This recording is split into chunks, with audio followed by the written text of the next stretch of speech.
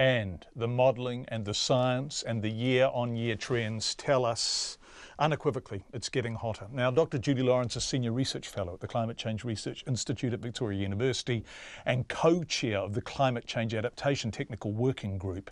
And what she wants us to think about is that what we know, what we've grown up with, how it was, isn't how it's going to be. The climate is moving outside the range that we're used to. And that's with respect to temperature, rainfall, and all the sorts of climatic responses that we're currently adapted to and used to. So we're going to get greater variability, and also with a hotter atmosphere, it holds more water, so we're going to get more floods.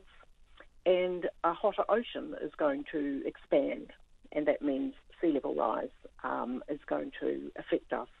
And that means, in turn, that the coastal communities will be flooded more frequently and our roads along harbours will be flooded more frequently, that sort of thing.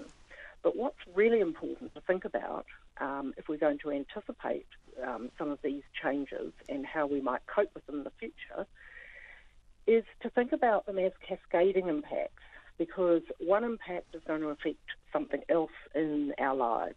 And I'll give you a wee example. For instance, as we get hotter in the agriculture sector, for instance, we're going to get more pests and diseases, we're going to get more droughts, more fire risk. That's going to have an impact on our ability to respond in our fire services. It's going to affect people who work outside, our seasonal workers. So we need to think about what are the flow-on effects of an impact like heat right through the system that we live in. And that will occur right across all sectors. It will affect all our natural forests, our freshwater, our coasts, our marine environment, and the urban environments that we live in, and the way in which we build our houses, where we build them, and so forth. And if you think about some of the medical implications of heat, for example, in Europe in 2003, there were 35,000 attributable deaths to the heat wave. Now, more extremes are going to lie ahead. Now, while we're not suggesting that that sort of number of people will be affected in New Zealand, certainly vulnerable groups in society are going to be more affected by heat, elderly and young people, and that could flow into the way in which we design our rest homes, for example, and that has an impact on how much energy we consume to keep us cool, and that puts up our emissions if they are carbon. So that just paints a little bit of a picture of where some of these impacts might cascade to, and therefore what we might do about them.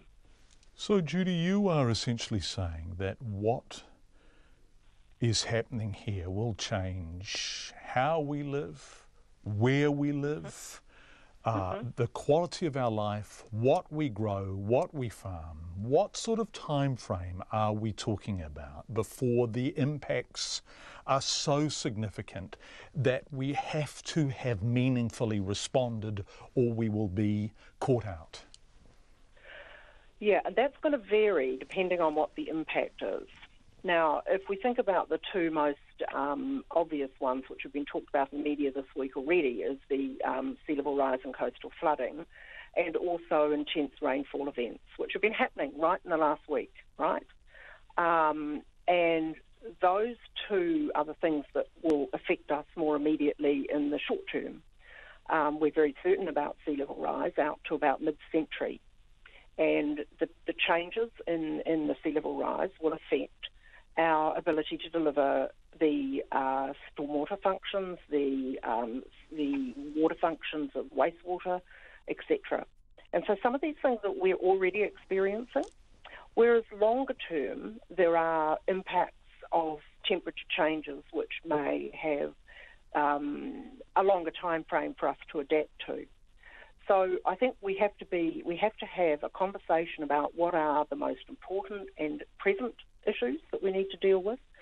And so these are pretty serious decisions that we have to take now to build in the ability to adapt in the future and be flexible about that over time.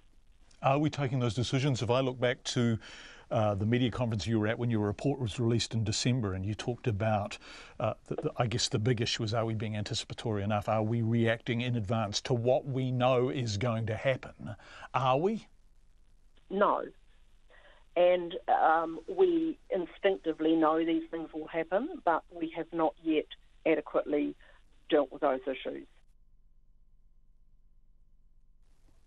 That is Dr. Judy Lawrence. That is Dr. Judy Lawrence, who is Senior Research Fellow at the Climate Change Research Institute at Victoria University.